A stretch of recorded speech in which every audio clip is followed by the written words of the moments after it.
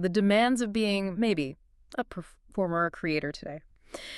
On the road, did 32 shows hopping off stage, switched to close. I opened my phone, edit all this content alone I needed to post. Relentless. Because if I don't, they'll forget me and may never show up again. It just perfectly shows that pressure to stay relevant. Feed the beast. Feed the content beast, yeah. And notice that fear. If I don't, they'll forget me. It's exactly the same fear from the chorus earlier. Hurry up, lest they forget.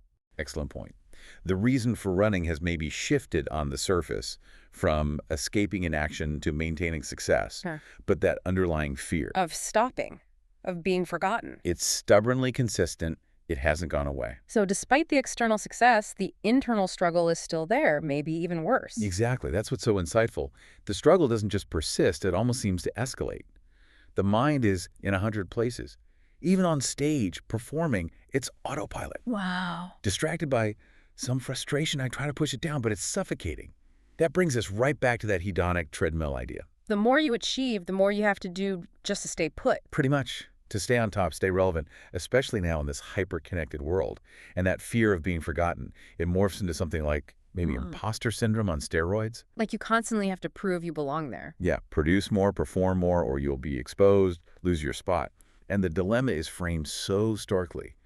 Run in place or become complacent, too much stress or no stress, that's the ultimator. That feels like an impossible choice. It does. It highlights this feeling of being trapped between two equally bad options.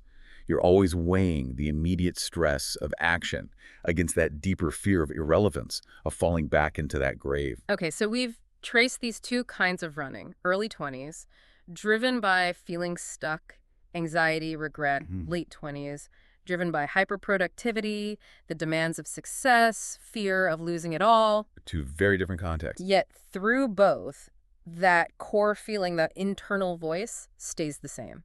Everybody talking in my head, hurry up, I don't want to stop, and they forget. Hurry up, only ever chasing what's next. Hurry up, only ever running from a grave. Hurry up, run until the lights go out. That refrain just ties it all together. It really underscores this deep, persistent urgency. And this is where that paradox really hits home, I think. Early 20s. The paradox is being stuck but feeling pressured to move. Right. Late 20s. The paradox is getting everything you wanted but feeling more overwhelmed, maybe less satisfied.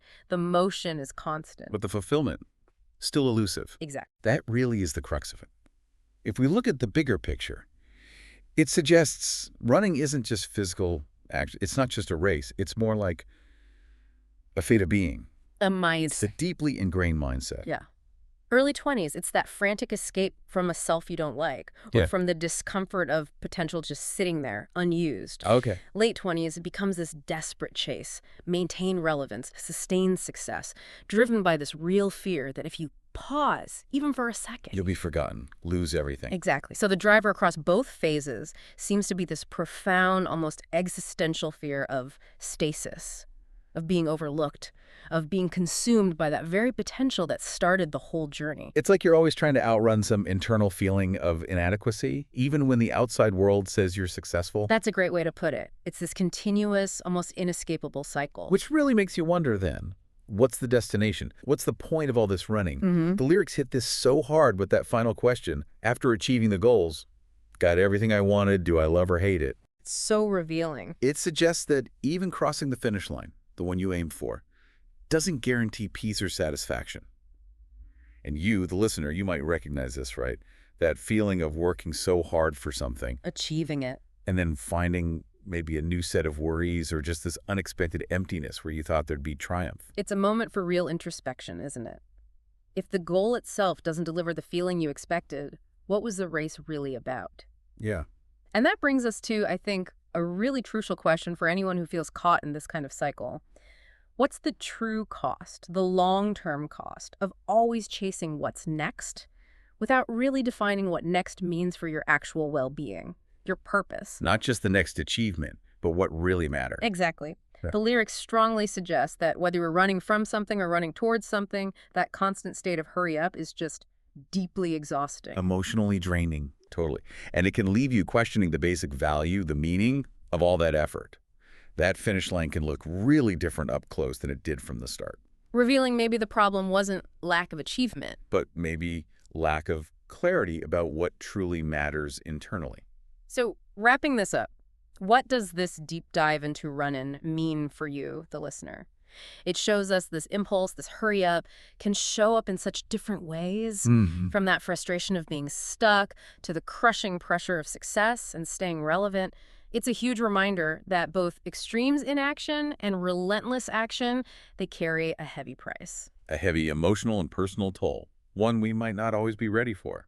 And the paradox is that the constant movement, which we think will get us closer to what we want, often seems to push real satisfaction further away. Yeah, it's quite the trap. I think one critical takeaway here is noticing that persistent internal voice, the one driving both stages, always whispering, hurry up. It really invites us to reflect deeply on our own motivations.